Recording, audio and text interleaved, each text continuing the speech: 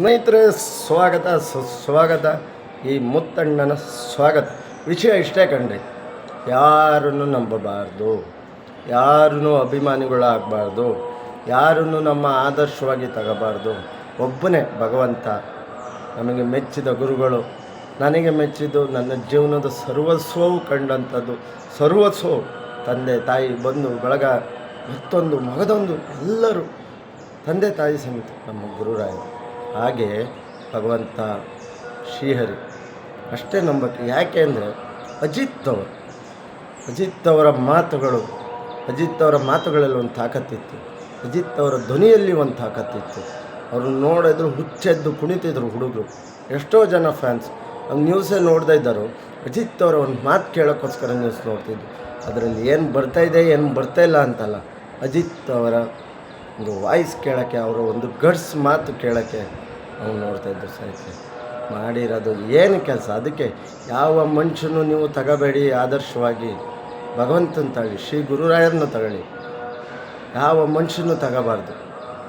ಅದಕ್ಕೆ ಹೇಳೋದು ನೋಡಿ, ಮೊದಲು ಒಂದು ಹುಡುಗಿ ಜೊತೆ ಗಾಡೀಲಿ ಕೂತ್ಕೊಂಡು ಎಣ್ಣೆ ಹೊಡೆದು ಟೈಟಾಗಿ ಸೇಮ್ ಬಂತು ನೋಡಿ.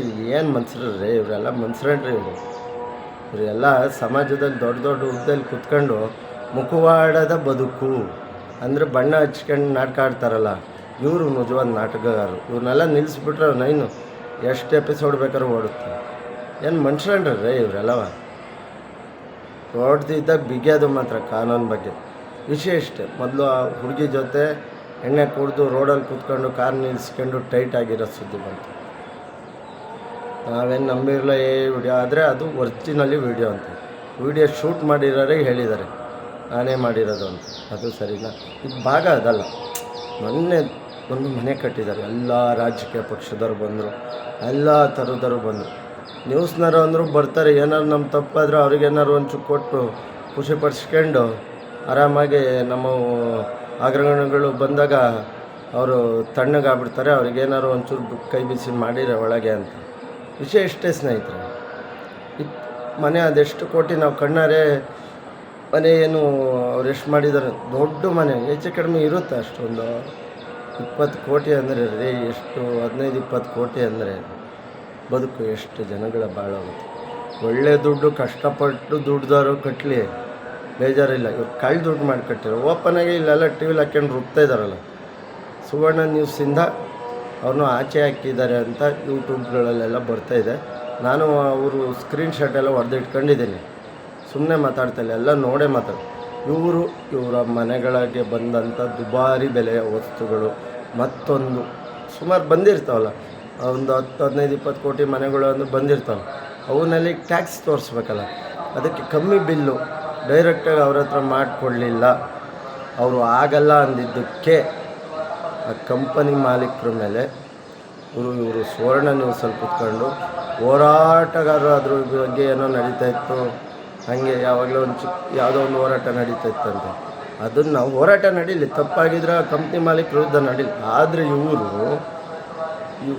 ಇವರು ಮನೆಗೆ ಬಿಲ್ ಕೊಡಲಿಲ್ಲ ಮತ್ತು ಪುಕ್ಷಟೆ ಕೊಡಲಿಲ್ಲ ಅಂತೇಳಿ ಕಂಪ್ನಿ ಮಾಲೀಕರ ವಿರುದ್ಧ ಸುಳ್ಳು ಆರೋಪಗಳನ್ನು ಮಾಡ್ತಾ ಅವ್ರಿಗೆ ಸಪೋರ್ಟ್ ಮಾಡ್ತಿರೋ ಗುತ್ತಿಗೆದಾರರಿಗೆ ಸಪೋರ್ಟ್ ಮಾಡಿದ ಥರ ನಾಟಕ ಆಡ್ಕೊಂಡು ಮಾಡಿದ್ದಾರೆ ಅಂತ ಎಲ್ಲ ಇದರಲ್ಲೂ ಬರ್ತಾಯಿದೆ. ಅದು ಯಾವುದೋ ಒಂದು ನ್ಯೂಸು ಯೂಟ್ಯೂಬ್ ಇದರಲ್ಲಿ ಒಂದು ಡೈರೆಕ್ಟ್ ವಿಷಯ ಎಲ್ಲ ಬಿಚ್ಚಿಟ್ಟಿದ್ದಾನೆ, ಸಾಕ್ಷಿ ಇದೆ ನೋಡಿ ಅಂತ. ಏನು ರೀ ಸರ್, ನೂರಾರು ಜನ ಫಾಲೋವರ್ಸ್ ಆಗಿರ್ತಾರೆ, ನೂರಾರು ಜನ ಅಭಿಮಾನಿಗಳಾಗಿರ್ತಾರೆ.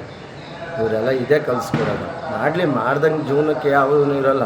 ಆದರೆ ಈ ಥರ ದರೋಡೆ ಮಾಡೋದ, ಸುಳ್ಳು ಆರೋಪ ಮಾಡಿ ಇಂಥವ್ರಿಂದಲೇ ಅಲ್ವೇನ್ರಿ ಒಂದು ಸಣ್ಣ ಪುಟ್ಟ ಬಿಸ್ನೆಸ್ ಮ್ಯಾನ್ಗಳು ಸಾಯೋದು, ಇಂಥವ್ರಿಂದಲೇ ಅಲ್ವ. ಇವಾಗೆಲ್ಲ ತಕ್ಕ ಶಿಕ್ಷೆ ಆಗಬೇಕು. ಏನೂ ಇರೋಲ್ಲ 15-20 ಕೋಟಿ ಮನೆ ಅಂದರೆ, ಯಾವುದೋ ಒಂದು ಕಬ್ಬಿಣದ ಬಿಲ್ಲು ಮತ್ತೊಂದು ಬಿಲ್ಲು ಕಮ್ಮಿ ಹಾಕ್ಕೊಡ್ಲಿಲ್ಲ ಅಂತೇಳಿ ಅಷ್ಟು ದೊಡ್ಡ ಕಂಪ್ನಿಯವರಿಗೆ ನ್ಯೂಸಲ್ಲಿ ಸುಳ್ಳು ಪ್ರಚಾರ ಮಾಡಿ ಅವ್ರು ಮಾಡಿದಾರೋ ಮತ್ತೊಂದು 10 ಕೋಟಿ ನಿರ್ಧಾರ ಮಾಡುತ್ತೆ ಮದ್ದಿರುತ್ತೆ.